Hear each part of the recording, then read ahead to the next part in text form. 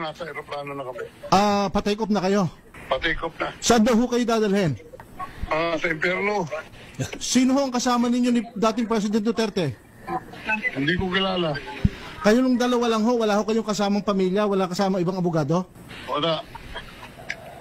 Hindi sinasabi kung saan. Pinuwersa ba kayo? Pinuwersa ba si Pang... Kasi kanina, nabudol din kayo, sinabing may kasamang mga abogado. Hindi pa kami pinayagan. Ngayon, sinasabi ko na may TRO na, ayaw pa nilang maniwala. Pakisigaw na lang dyan. Opo. Pinuwersa ba ang dating Pangulo para maisakay sa aeroplano? Ano pa ba tawag doon? Ano ang gusto ninyong sabihin sa sambayang Pilipino? Nakikinig ngayon ES? ES? Hello? Secretary?